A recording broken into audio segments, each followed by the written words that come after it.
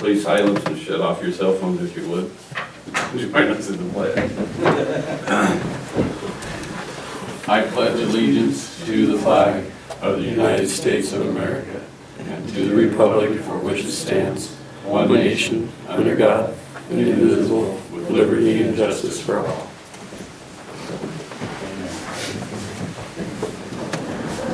We have additional, Melanie?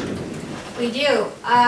The 18-19 audit contract and CAPA application and a deletion of the general direction for the district attorney's office. All right.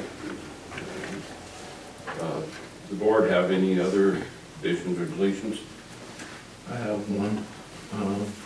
I'd like to talk about the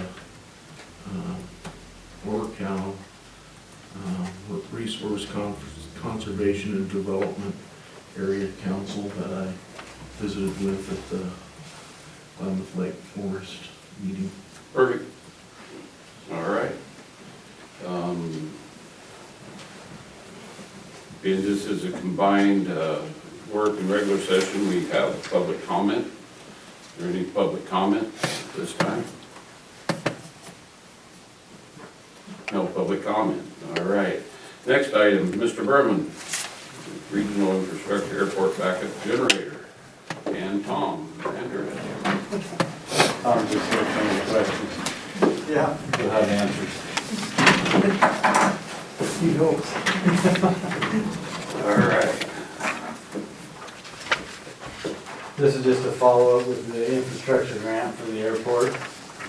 A while back, we ordered the generator. Tom purchased the generator. It should be here, I don't know when. Probably another 3 to 4 weeks. Okay. And now this is for it to be installed by our electrician. We went out for bids. We got 2 bids from our local electricians. One bid backed out because he didn't have time to do it because he's doing the generator in the courthouse for Lake County. So it's hard for him to, plus do his other stuff too. So it's hard for him to commit now as if we was a reward to him. So for Carl Tracy, I recommend to award the bid to Carl Tracy for $49,560. That's installment, that's all the control boxes, all the panels that it has to come in for the 800 amp, correct? And all that, so it's just not his labor or him just putting it in, if the equipment goes along with it as well to be compatible with his generator. Yeah, it'll be completed at that point. And it'll be complete. Okay. Entertain a motion. I'll make a motion that we accept the bid for $49,560 and award the bid to, I guess it's Tracy Electric LLC. Yes. Yeah, thank you. Motion's been made and seconded to accept the bid quote from Tracy Electric for $49,560. Further discussion? I'd like to say thank you. I mean, this is huge through the grant and everything. Bill, get this done. Have that backup generator. We do have a lot of people that get flown out of here, medical and other things. So this would be great for our community.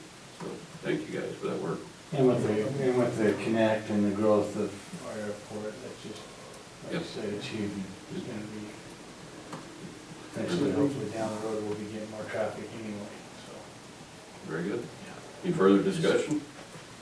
Just as a heads up to you, we did an amendment to this grant as well, because we've already put in the water line and the pump that was part of that. We have asked that they allow us to use that money for upgrading the fuel card reader for the self-serve, and also putting in the new bathroom stalls to allow for easier access for handicap. And we've got to upgrade that stuff, so we're waiting on an answer back right now from them, but it sounded pretty good. And then that would be an amendment to the grant. Yeah, nothing extra, but it will just take what's already been awarded and Wow. put it to the best use, so we can, When we first put in for the grant, we had plumbing and all that on it. Well, before the grant was completed, our plumbing went out, so we had to do an emergency line and get it all up and running because we were down, we had no water. Gotcha. So we had to put new water lines in and stuff before the grant dollars could come in. So during the process of the grant, they were working on it, well, we had to fix it, so now we have these extra dollars, so we just kind of put it on the end to even enhance it even more. Okay, all in favor? Aye. Aye. Aye, motion carries. Next, industrial park propane connection. This has been a long Thank you, project. Tom. Yeah, you bet. Commissioner Winters, and this goes back quite a ways. And as far as putting propane in our other two bays at the industrial park down there to enhance it to be able to rent it out and to help the businesses that need heat in there. So now we have an opportunity. We had a gentleman, or we had G&K, Sound Booth, Gretchen, or the old Gretchen, lease that from us, well, they need heat in there. So now we get kind of an opportunity to finish up the project that we started 6 years ago. I guess it's been that long, but anyway, so we went out, I got with Ed Stobbs to put the propane lines in, and this just isn't for 1258, it'll be for 1254 as well, to put the propane lines in there. Because now what we gotta do is kind of a pain in the butt the way we do it now. I get the bill, I've gotta divide it by 30%, or take 30% off it and send out an invoice. Well, now if we do it this way, they can be responsible for their own, you know, when they need propane, it's up to them to go get it, and it's not me to pay the bill and all that, so it kind of takes that away from the county, and it puts the responsibility on the leaser, whatever. So anyway, we got a bid from Ed Stobbs for $11,827, and that's for both bays, heaters and all that. And then Pardue coming with a bid to dig a ditch and backfill and do what they do for $32,054, and it's a total of $15,081.11. 3,254. What did I say? 32,000. Yeah. Running the wrong line of work. Anyway, $3,254. Yes. So I recommend move this forward so we can get that moving. It's just going to enhance industrial development down there and for the long term. Okay, so you have this put together, it's two different quotes, but combine it as one. Yes. One end result. Entertain a motion. I'll make a motion to accept the industrial park propane connection between Ed Staub and Sons and Pardue Construction for a total of $15,081.11. Second that motion. Motion's been made and seconded to approve the industrial park propane connection, total cost being $15,081.11. Further discussion? All in favor, say aye. Aye. Aye. Aye. Motion carries. Mr. Berman, you're up on the handrails. This is the north entrance. I've been working on it for a couple of years actually to enhance and safety and code wise. Our north entrance is been a tripping hazard. So we're looking at, well, we are putting new caps for on the steps to enhance it so it doesn't crumble or break. Or we've had a couple of people fall and twist their ankles in the last couple of years. And so we're going to put it together where it's more safe for the public to walk in and out of. So we've already got the caps for the steps, but we need to put new handrails in code tonight. Being we're working on the steps, we had to go put it to code because we were changing the concept. So our handrails are not to code. So we had to have new handrails and rails put in for ADA, for code. Yeah. Size and all that. So I went out for bids. The only bid I got back, I called the manufacturers that does welding work and metal metal workforce in Lake County. I went out for a bid, or I got a bid from Bennett Welding for $33,950 for the rally. And this has been a project I've been working on for a couple years. Dan Chan and I kind of started this a couple years ago, so. So I recommend the bid, Bennett Welding for $3,950. Entertain a motion. I'll make a motion that we accept this bid and reward it to Bennett Welding and Fabrication for the sum of $3,950. Second. Motion's been made and seconded to accept the bid for Bennett Welding and Fabrication, total cost being $3,950. Further discussion? All in favor, say aye. Aye. Aye, motion carries. Thank you, Mr. Byrne.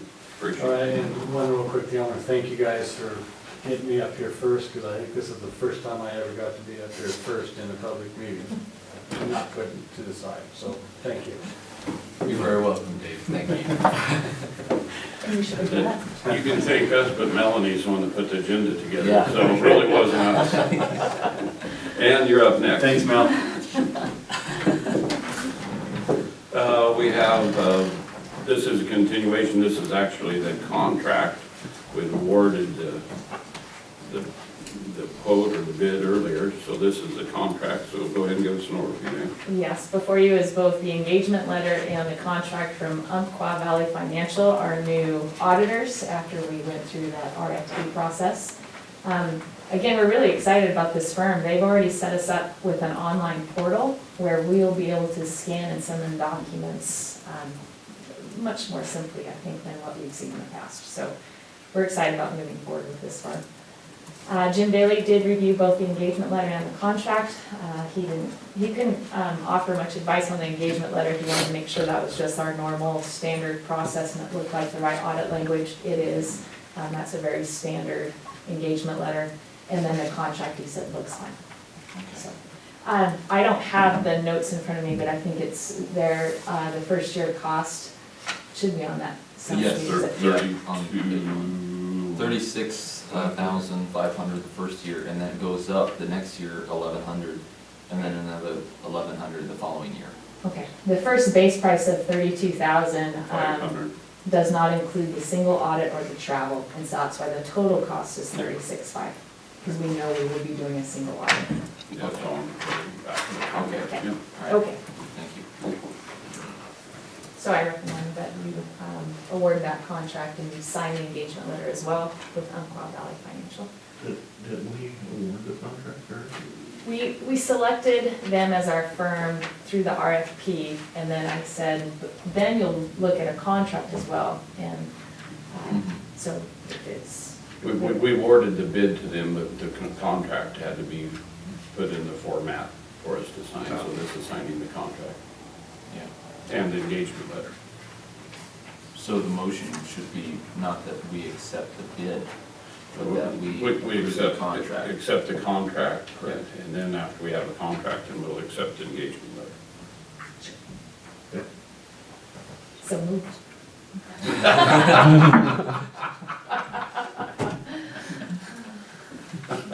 I'm waiting. Just clarifying, who would you like to go up?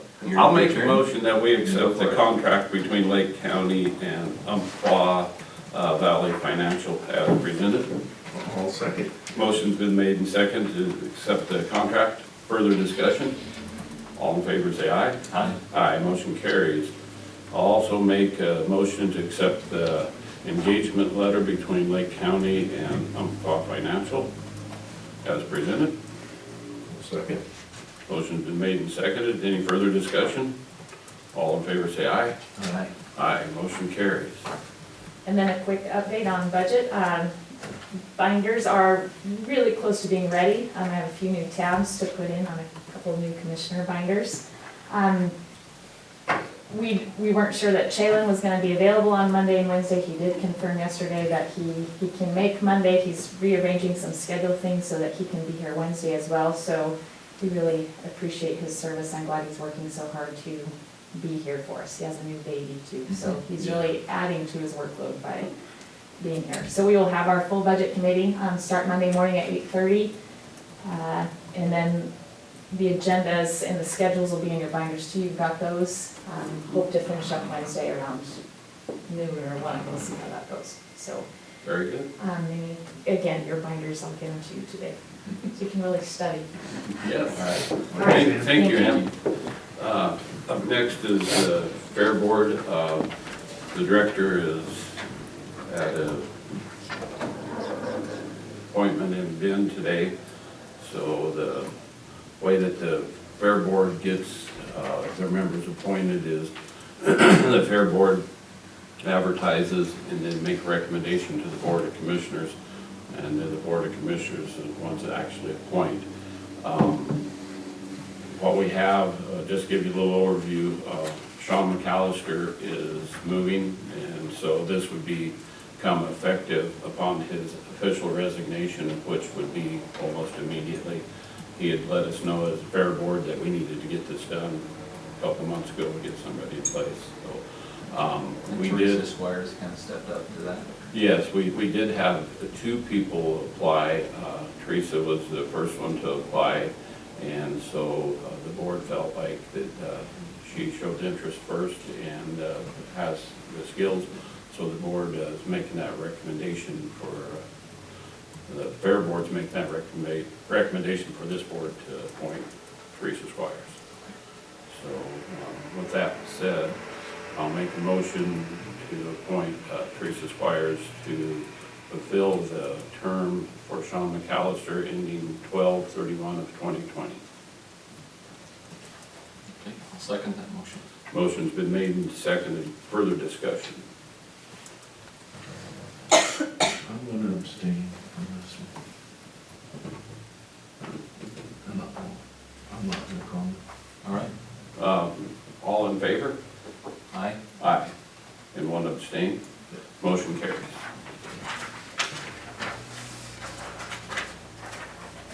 All right. Next, I brought this forward. This is to do with the landfill operations. Whenever we, within the motion from the last meeting, did not capture that half the stipend would be carried over into this next year during the transition time. And so I wanted to make sure that the full board, at least 2 of us or all 3 of us, agreed to that or not, to solidify that, to make sure that's accurate and in the minutes. Because of the motion, I actually set the stipend one way, and then Tim, working with Kevin and working with this transition, is there's no way that we can transition without the help of Kevin for this next year. And so my recommendation is half of that stipend, and I don't remember the number exactly, it's $9,250, I think, will carry on. Kevin will be, there's the landfill closure, there's the landfill operation plans, working with DEQ and all the things as we hire on a landfill manager that we need help transitioning in. The duties of managing the employees and the schedule and all that will fall upon the landfill manager. Take that burden away from Kevin, but we have to have the transition. So I wanted to bring it back to the board and make sure where there's a dollar amount and everything, that it was the board. It's hard for an employee to just write that into their budget or anything if it's not said that the commissioner said do that. So anyways, do you want further discussion before I make a motion, or you want to do it there? I'm curious, the stipends is coming out of the road department, out of the landfill's budget, correct? Yes. Correct. Okay. Yep. And that'd be transferred over into the road department salary line item. Okay. So I'll make a motion that half the stipend continue on for Mr. Hawk in the road department of the general fund, transfer from the general fund, landfill fund, to the salary line item in the road department. I'll second. Motion's been made and seconded. Further discussion? All in favor, say aye. Aye. Aye. Abstain. Motion carries. Next is the CAFA application. This doesn't take any action. Wanted to make sure you guys have it in your packet. This was already signed. I signed this yesterday. It's time sensitive. This is the application for the County Assessment Function Funding Assistant Program. Right. I had to read that because I sure didn't remember Yeah, it it's off the a top of my mouthful. head. Mr. Knowles wasn't able to be here today. He's traveling to Portland. I would like to publicly say Mr. Knowles has worked very hard on getting our percentages to be accurate and maybe even reflect a little bit more money that we'll probably come to the county this next year. So I would like to just make that comment. Thank you to Mr. Knowles. He's Yeah. not here to accept that. And then Dave and I sat down yesterday morning and we talked about the CAFA and he got all up to speed on it. And went over- Good for you. because- Went over the last 3 years and just trying to get our head around just the last 3 years of the CAFA and looking at the percentages and how those are shared around the state of dollars that we put out Yeah, it's, and they, through their grace, give it back to us, so. thank God for assessors that take care of this process. So, I guess just consensus of the board acknowledges it's been signed and applied for. Right? All right. Meeting minutes, 4/16 and 4/17. Have you guys had a chance to review those? I did review them in my email, yes. They were fine. So that's a motion to accept both of them? I will make a motion to accept the minutes as presented. Motion's been made and seconded to accept both sets of minutes, 4/16 and 4/17 of 2019. Further discussion? All in favor, say aye. Aye, motion carries. The only department left is Melanie. Any department updates? Put you on the spot right away. You don't have to.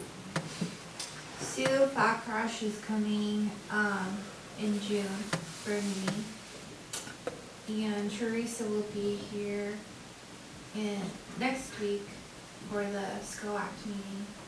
All my grants look great that I've applied for, so that's good for transportation. Been working a little bit on the census stuff. I'm gonna start putting out, flyers and things around town, and I got some packets from the census board in Los Angeles, and they're gonna try to get some people to help us spread the good news about how great the census is. Well, you know, the census, a lot of people don't realize how important that is for dollars come back to the county. Yeah. And a lot of services are based around having the correct census and different things. So all the educational part you can get out there, the better. All right, are you done? Good. Yeah, I think so. All right, liaison updates. I think we'll bring you in there, Mark, under that. So I just want to bring up the Workout Resource Conservation and Development Area Council. And they cover Shasta, Siskiyou, Modoc, Lake, and Klamath counties. And what I think I'm gonna do, instead of try to explain this to you guys, I think I'll have George, the executive director, come on our next meeting and do a presentation to us. And one of the things that they're really working on is the interstate deer herd, because it migrates through to the other counties. They're having problems in Modoc County because of the horses out on the gardens and running the deer off and that sort of thing. They do a ton of juniper removal, they do watershed, they do a ton of stuff, and it's $385 a year. But what I'll have them do is just come and do a presentation, because they're really good at it, so I'll leave it with that.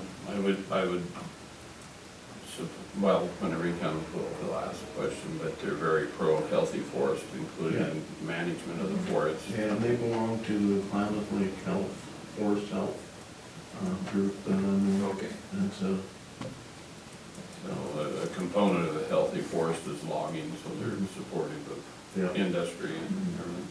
yeah, Very good. Good. Look forward to hearing from him. yeah. So, Is it, when are the dues due? they run from January to December. Okay. So after the presentation, very good. And they're pretty minimal dues, it's around $400, you said. Yeah, and see, we actually get state money, they get some state monies to operate on. And so they can do projects here and, you know, we'll be part of the projects like in Modoc County and, because we're butting up against them and different things, so it's a pretty good deal, I think. So, Is there potential, do they represent private lands also? yeah, private and public. And public lands? A lot of their stuff is done on private, actually, and so, So having a seat at the table might be help to enhance for Red Rock biofuels for a product to the plant there, possibly. yeah. So, well, very good. Look forward to it. You wanted to wait on, Yeah, and I'll just, now you guys can hear from the horse's mouth that way and before we make a decision on it, but Excellent. okay, you guys will like them, I think. So that's all I had. okay. Any other liaison updates or anything? Real briefly, I'll just update you guys on my trip to the Capitol, last Monday and Tuesday last week. While I was spending some time up there after our AOC County College. I spent some time talking to our legislators, the representatives and senators, sat down with Senator Bentz, and we discussed the Bill 2020, the cap and trade bill, and trying to wrap my head around it. It's an extremely large bill. Yes. I feel like it's, in my opinion, I feel like it is a gross overreach, and it could potentially harm farmers and ranchers throughout this entire county and throughout the state of Oregon. It will have a huge impact on our economy. But just trying to educate myself on those things. They also Huge negative impact. very, very much so, a huge negative impact. Senator Bentz, and we're lucky, I think, and I'll take this opportunity to just say this, is that we're very lucky that we have Senator Bentz, Senator Lithicum, and all of our representatives are opposed to this bill. And they're extremely educated and in the bill itself. They've really taken the time to study it, and they know its history, and they're very engaged in that process. So I just wanted to take this opportunity to thank them for what they're doing for us and for the county, and We being on have a that video front line. meeting with them again tomorrow. And we do, and I wanted to take the chance to also update everyone that at 6 a.m. tomorrow morning, we will have a legislative update with Senator Pence and Representative Lynn Finley, also another representative from another district, but Is Rishke gonna be there? I don't know if Rishke's gonna be there. Warner, I believe, had other things on his plate, but it is possible. We did discuss that last week at our meetings, but also, I sent the both of you an email regarding a particularly reprehensible bill that is making its way through the Senate. It just made its way through the Committee of Judiciary regarding Second Amendment. And I read the bill, I'm shocked. I'm kind of blown away by the amount of things that they put in it. Virtually makes us felons. It would I was trying to work out the statistics. I'm no master at this. I mean, we don't even really have a proper census. Haven't had a census in a while. But I think it would make the majority of Lake County felons as of January 1st or whenever the law went into effect. Just by ownership of weapons or anything, and including all of us. So, just because of the rule change and the change in the law, I think there's definitely grounds for having a challenge at the Supreme Court level, being that it is unconstitutional from my perspective. But it's now in the Senate Committee on Rules, and my email to the both of you was a draft letter similar to that of one that Marion County sent, in which Marion County stated that they would not spend 1 penny of county dollars of Marion County to enforce this law if it came to pass. And so I just figured I'd bring that forward. I'd like to hear you guys' thoughts on that. The draft letter pretty much states the same. I'm sorry I don't have a copy of it in front of us, but it was kind of a legislative update. You guys can think about it. And I haven't been able to, I haven't taken time to fully review it. I've read it one time. There's a little bit of verbiage that I personally would think would be a little bit better verbiage. The part about the will not spend a penny, I have a hard time putting my arms around that when we fund law enforcement. We fund our DA's office, staff in the DA's office, not the DA, of how you make that separation. If somebody gets arrested and they go through the court, so that's a pretty bold statement. it is. If you can't stand behind your statement, I'm not one to make a statement that isn't true and accurate. And so that there is interesting, but I don't know if you could fulfill that. I made sure I statement. sent it to our sheriff as well, so I could get the sheriff's feedback and hear what he has to say on the subject. This is a letter that other counties are sending around, and it is a very bold statement, but I believe that this law surpasses bold. I believe it is an absolute overreach of the constitutional rights of our citizenry. So I agree, I don't want to be making statements that we can't back up.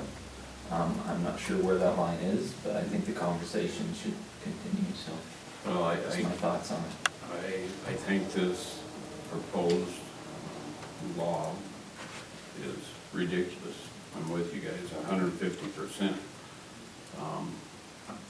Whatever we make as a statement, we need to go back up. Not be like them that's making this statement and maybe it's going to the Supreme Court because it's unconstitutional. In my opinion, we need to make the statement that's true and accurate. It might be, and I have to read it, we did not support the spending of the dollars. But just by the way of operations and laws, we would end up possibly doing that. I don't know, I haven't really checked into it, so I'd like to make factual statements of what we can really actually do on that. A bold statement is great. If it's political and emotional, it doesn't make it real. And so to try to reason with the people that are pushing this forward is to try to bring out ways that there's errors in the way that they're bringing this forward. And we all sat here and one of the things is when they make law-abiding citizens become felons, we need to point that out, is that you can set these laws and people that are already felons or criminals, they don't care about the laws. This is just imposing laws on people that are lawful citizens now. And so if you're a criminal and you're going to commit a crime with a firearm, they don't care about the laws already. And so if there's a way to articulate that you're really not going to make a difference in crime, you're going to make a difference by adding two more crime because the citizens can't defend themselves, and it's also taken away. One thing I haven't seen in these letters is the recreational use of firearms, not only for hunting, but for sport, just shooting. We have to start portraying that firearms and the use of firearms is not only for defending yourself, it's not only for hunting, it's a great sport. And everything is leaning towards, it's defending yourself. And this is just my opinion. None of us that own firearms are getting that point across, because there's a lot of people own firearms for sport, to go out and target practice. They never kill anything in their entire life. And the number of gun sales across the United States and in Oregon, nobody's put out the number of gun sales that there is, or the economic impact to the state of Oregon. Everything gets tied up about criminals and felons and this and that. And I don't have the numbers. State of Oregon, they do the background. Just in the background checks alone, you can find out how many guns are sold a year in Oregon and the economic impact of that not happening. If Oregon would go right opposite and support guns and try to attract the manufacturers to Oregon, that would be an economic boost. So anyways, I get on my bandwagon a little bit. I agree with everything, but it seems like a lot of people are making huge, bold statements without numbers behind it or reasoning for it, other than it's a political and it's an emotional statement. I guess I'm bringing this forward because I'm not sure how to approach it, other than, you know, when I spent my time up there on Monday, I went around to every single office in the legislature and tried to talk to folks on both sides of the aisle, because I'm not partisan. I'll talk to anyone, and I'm really trying to educate myself on the reasons behind why these things are being pushed. So I wanted to take that time to have those conversations, and I found it very surprising that very few people wanted to talk. They didn't want to debate. They didn't even want to hear it, and they had their marching orders. They had their ideology. They were stuck on it, and that's the way it was. And I find that's rather surprising. So I suppose when I came back here, after discussions with many other commissioners who are all at the state capitol, and they weren't used to seeing anyone from Lake County, we're kind of we're off to the side, you know, very remote. But just listening to the discussions that were going on, it seemed clear that I think they wanted to make sure that the counties themselves had a voice, and that it was being made clear that we don't appreciate the overreach and the impact that laws like this have on our citizenry, on our law-abiding citizenry, is tremendously negative. And it could seriously, I mean, people will move rather than be felons. And they would all, especially law-abiding citizens, they don't want to be like that. They don't want to be felons. So they'll find somewhere else and they'll move. But we can't afford to lose the portion of our population that would be reduced to the status of a criminal if this law were to be taking place. So that's just my thoughts on it. And also, I don't know if I necessarily agree on the point of sports.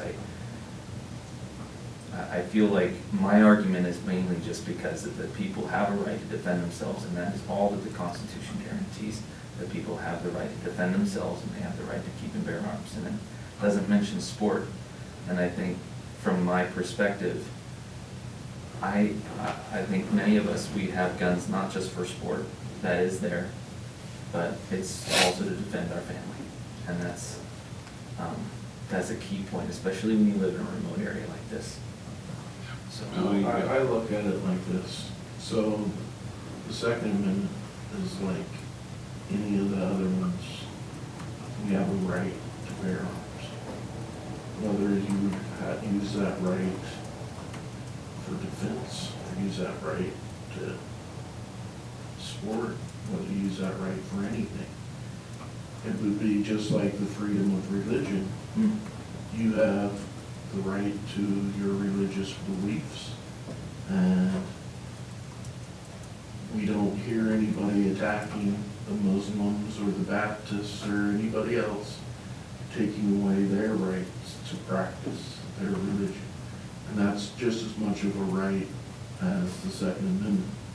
You have the freedom of speech, and you have different freedoms, but this is the only one that's being attacked on a constant On this basis. severity, yes. And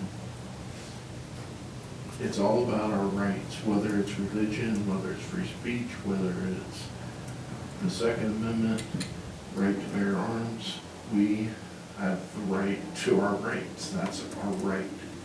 And I think we should be able to fight boldly no matter what amendment they're attacking. And that we should. And because it's our rights as citizens of the United States. And so I think we need to focus that way. You know, no matter what the right is, it's our right and our God-given right. And so, Yeah, I suppose, I think you both have wonderful points, and I'm really glad that we can get together as a full board and we can just talk about these things. My intent in just giving this liaison update was to update everyone on what's actually happening at the Capitol, what's happening around in our state, because honestly, we don't always know unless we're there, and if we're not at the table or sometimes on the menu. And I want to take the opportunity to bring you guys up to speed with some of the things that are really concerning to others around. I agree with In you. our I neighboring think we need counties. to act swiftly. And we need to put the letter together where we all agree on what it should say and go. And, you know, I think we need to act swiftly. So that was my point on Okay, do you like the letter the way it is? it. I see where you're coming from, Mhm. and I also see where James is coming from, and, I could attempt to reword things a little bit and So bring it back to you I guys. guess if you were a legislator and you've seen one county's letter and the next county letter's almost identical, what do you do with the letter? probably throw it away. But What if you're the county that has a letter that's a little bit different and they read it and they say, oh, this isn't just basically a form letter or a threat, and they make some good points in here. That's where and I'm not a letter writer, Mhm. but over the years, we've sent a lot of letters that are basically a form letter. Mhm. And think of yourself sitting here as a board. If you got 12 form letters, you got one letter basically. It happens at the Forest Service BLM. They'll have 200 form letters. They all say the same thing. I just sort of recommend ours be, try to figure out what would make them want to read our letter. Want to say, oh, the Lake County has this point. That's where I'm at. I can definitely see where you're coming from. I suppose in a way, I've almost resigned myself in just all the meetings that I had up there over Monday and Tuesday. So I'm not convinced that any letter that we were to send them, that they care to read. So I almost want to just go on the record and just say we opposed it. And it may be as simple as that, I'm not sure. It happens every legislative year. This is a party line vote. This is coming straight down. There's a supermajority of Democrats, and they're going to vote party line. And that's the way it is. If we can make a difference as they're doing the vote of getting some things out of it, that's somewhat of a success.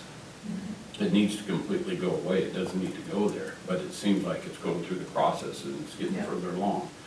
So, And I'd be just as strongly opposed if it was the other side of the aisle that had a supermajority and was pushing things on the public. I think it's just that I mean, none of us have come up with any big bills that we're trying to push through, or trying to get our legislators to push through. I think if we could just hold back the water and saying, don't put this on our county, don't put this on us, I don't agree leave us to our own. 150%. I mean, this is a terrible thing, Yeah, as far as I'm concerned. no, I do see where you guys are coming from. Melody, you had a comment? Yeah, go. Yeah, I think you guys should also think about the economic impact with tourism that Thunder Ranch brings to the county. Mhm. It's almost, they bring people in about 10 months out of the year to go to their school, and they come and they go to our restaurants and they stay in our hotels. You know, probably 30 people a week at least. Yeah. Well, And That's if the- they can't come here for that, it's a big, that would be a huge economic impact, not Clint- only to Thunder Ranch, but to local Clint told businesses. me last fall that they bring over $1 million in touring. Yeah. Yeah, and that is an excellent point. I actually ran into, they had about 8 or 9 plainclothes state troopers that were running security at the Capitol, and I got to talking with them. They're all retired, and they all knew Thunder Ranch. They'd all been out here, and so they all knew Steve Yates, and we had some good conversations, but that is a good Well, point. that's a good point, and then the economic impact on our hunting would be huge, you know, that people, hundreds of people every year come here to hunt one thing or another. I think it was 2007 or 9, I gave Thunder Ranch the Presidential Chamber Award when I was president of the chamber, based on not what they make, but what the impact to our community was. Over $1 million at that time. Our motel taxes basically stayed and come up because of that businesses here, our restaurants, our gas stations. And that's just one component of it.